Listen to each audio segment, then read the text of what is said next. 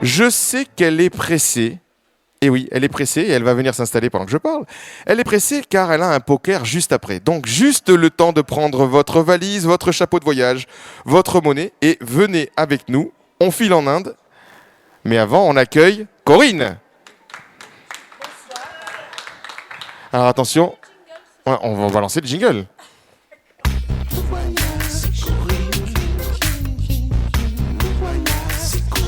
Wouh! Corinne, c'est à toi. Bonsoir. Donc, cette petite chronique sur l'Inde. Et cette fois-ci, donc, le Rajasthan, toujours le nord de l'Inde. Et cette fois-ci, de Delhi à Jaisalmer, je vais vous parler de ces millions d'Indiens qui vivent des petits boulots dans la rue. Des millions d'Indiens, oui, carrément. Ah, des millions, oui, carrément des millions. C'est comme ça, là-bas. On vit dans la rue. On vit dans la rue. C'est pas plus mal. Alors, on y va pour... Alors, on y va pour la première photo, si on y arrive. J'ai appuyé. Alors, attends, je vais le faire moi. Voilà. Bon. Alors, sur cette photo, on voit que les marchands ambulants sont très nombreux donc dans la rue. Et ils vendent plutôt des choses comestibles, hein, des boissons, etc., des plats chauds aussi. Donc, pour quelques roupies, hein, l'équivalent de 50 centimes, 70 centimes, on peut se concocter un bon petit repas. Ouais. C'est toi qui... Oui. Donc je change de Alors, photo. sur la photo suivante, vous voyez que en Inde, en fait, l'artisanat c'est aussi dans la rue. Donc sur la photo, vous pouvez voir celui qui file la laine, celui qui travaille le cuivre ou qui tisse des tapis. Ils n'ont bien sûr pas les moyens d'avoir des ateliers. Ils n'ont pas vraiment de maison. On vit beaucoup dans la rue, donc on trouve ces artisans aussi dans la rue. La photo suivante. Alors, sur la photo suivante, vous voyez les petits métiers, c'est-à-dire le cuisinier qui fait frire dans la rue, Ouais. et aussi le coiffeur, le barbier. Vous avez aussi d'autres métiers, comme par exemple le cireur de chaussures, le cureur d'oreilles. Ça, c'est beaucoup plus original. Ça, c'est pour Vroom. C'est pour Vroom. Et aussi des vendeurs à la sauvette. Voilà. Il existe quand même certains quartiers un peu plus huppés. Et dans ces quartiers un peu plus huppés, on trouve des dizaines de commerces, mais à ce moment-là, ces commerces-là, ils sont tous à proposer les mêmes services dans la même rue. C'est-à-dire, vous avez la rue de la restauration. Là, sur la photo à gauche, donc c'est la rue des agences de voyage. Puis, c'est Jaisalmer. Donc là, le Jaisalmer, c'est le désert. On tisse beaucoup. Donc, c'est la rue avec tous les tapis. D'accord. Et aussi la rue avec tous les jouets. Vous avez aussi tous les garages dans la même rue, etc. C'est marrant, ça. Alors là, dans ces rues, évidemment, la concurrence est dure. Donc, leur intérêt, c'est quand même de serrer les prix pour pouvoir travailler. D'accord. Donc là, on voit Les sur babioles cette à photo, touristes là, aussi, elles sont toutes dans les mêmes rues, c'est très pratique. là, on voit la nourriture, c'est ça, hein, la restauration. Alors ça, c'est autre chose. Ça, ce sont les snacks. Ils appellent ça les snacks. Je vous le dirai pas ce que c'est le snack en indien, mais ils appellent ça les snacks. Alors à gauche, vous voyez, il y a des œufs parce qu'on fait des omelettes McDo. Pourquoi des omelettes McDo? Parce que les Indiens adorent toutes les grandes marques américaines. Donc, ils ont un petit boui-boui avec 2 douzaines d'œufs et ils appellent ça McDo. Donc, c'est assez classe. Au milieu, donc, ils font cuire des légumes. Sur celle de droite, ils font cuire les naans. C'est le pain indien ou des beignets, voilà. Donc ça, on mange beaucoup, beaucoup. Alors attention, je voudrais quand même vous dire quelque chose si vous partez en Inde. Tout ce qu'ils préparent, c'est absolument délicieux. Le vrai problème, c'est qu'il ne faut pas être regardant sur l'hygiène. Voilà. Donc, nous, occidentaux, on est un peu difficiles. Ouais. Quand on va en Inde, on laisse ça de côté. Hein. Alors, ça, la photo Alors, qui suit. ensuite, ça, ce sont des... Ils appellent ça les dabas. Alors, les dabas, ce sont des petites épiceries qu'on voit partout. En principe, on ne se fait jamais escroquer parce que l'Indien est très commerçant. Hein. Mais là, les dabas... L'Indien est commerçant. L'Indien Hein, est très il faut le commerçant. savoir. Vous voyez ce que je veux dire? L'Européen est... Non, l'Européen, chiant. il est couillon. Voilà.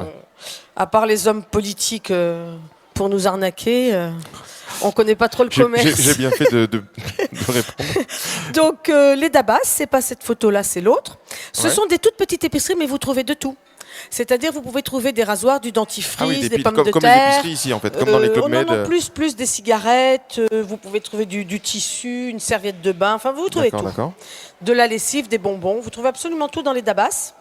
Ça coûte pas très cher et c'est assez familial, la Dabas. Ouais. C'est de père en fils, ils se donnent ce petit commerce là, voilà. C'est comme ça. Là, on a une autre photo. Alors là, vous avez... Ça, c'est les Dabas, c'est C'est les Dabas, c'est les fameux Dabas, des épiceries, d'accord. Ouais. Alors là, maintenant, vous allez faire un petit tour sur les marchés. Alors, en bas à droite, c'est le marché de Jaisalmer qui est complètement dans le sable et dans le désert. Mais partout en Inde, vous avez ces marchés-là qui sont exceptionnellement colorés et vivants. Oui, je comprends, le coût d'hygiène, c'est à même le sol, quoi. Vous trouvez absolument de tout. Regardez là d'ailleurs, à gauche, en haut à gauche, vous voyez le vendeur de couteaux, mais on vous vend aussi... par exemple, en Inde, on jette rien. Donc si on a bu dans une bouteille en plastique, après, on peut revendre les bouteilles en plastique, vides. Je crois que c'est pas plus bête. Hein. C'est comme à Madagascar. Où vous pouvez même trouver le flacon de vernis à ongles vide, on vous le revend. Les nettoie au dissolvant, ils le revendent. On perd rien. Ce sont des gens pauvres, c'est le quart-monde. Hein. Donc, l'Inde, maintenant, ils commencent à s'en sortir économiquement un peu mieux. Mais c'est quand même 1 milliard d'habitants. Ils sont passés en population, ils sont passés devant la Chine. Donc, il faut comprendre que pour nourrir tout ce monde, il n'y a rien de simple. Oui. Alors, sur les marchés, il y a quelque chose d'exceptionnel qu'on trouve aussi.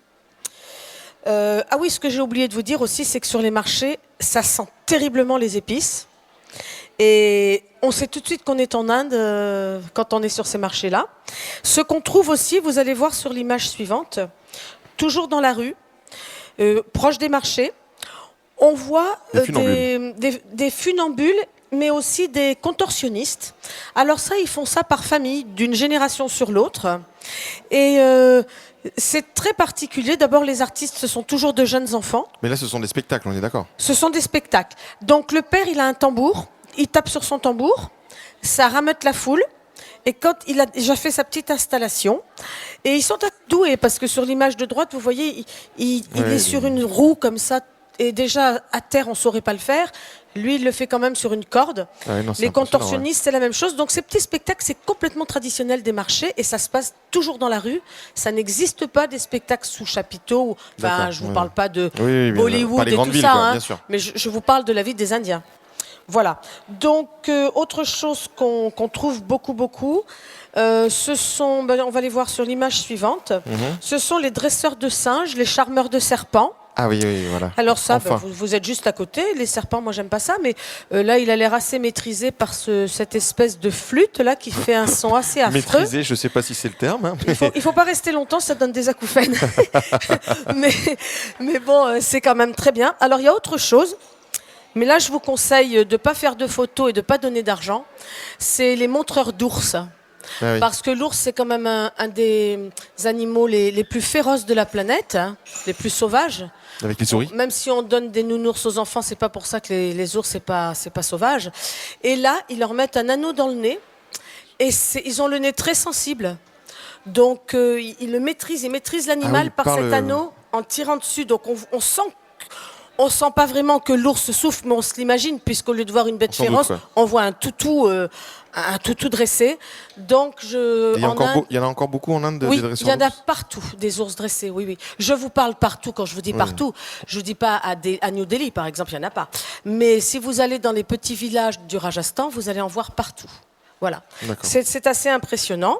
Et pour finir cette petite chronique... Oui, parce que l'heure tourne. Hein. L'heure tourne, je le sais maintenant. Donc, je peux dire que ce qui est extraordinaire pour le touriste en Inde, c'est que tout ce petit monde coloré, extrêmement vivant, ça bouge, il y a du bruit, il y a des odeurs, cohabite en toute sérénité. Et je n'ai jamais vu des Indiens se disputer entre eux pour un emplacement, pour ceci, pour cela, pour un prix, pour quoi que ce soit. Et ça, c'est vraiment...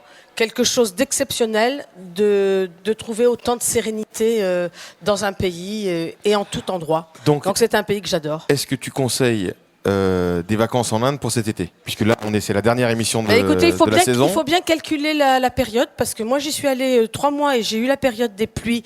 Et là, c'est assez dramatique pendant la période des pluies. Là, c'est quoi, là? Je me rappelle plus trop le rapport. Qu'est-ce que tu conseilles? Il faut y aller en hiver, de toute façon. Qu'est-ce que tu conseilles pour cet été? Alors, je te prends Comme destination. comme destination. Parce que là, Alors là, c'est très les gens vont simple. partir en vacances. Mon conseil, écoutez-le bien, il vaut de l'or. Je vous conseille de visiter toute la planète. Parce que partout, si vous savez vous adapter, si vous avez gardé votre regard d'enfant, votre curiosité naturelle, votre empathie avec des peuples que vous connaissez pas, vous vous régalerez n'importe où. Donc moi, j'ai été bien. Dans le monde entier, j'ai été bien. Eh bien, on applaudit Corinne. C'était le mot de la fin. C'était sur une note positive. Bravo Corinne.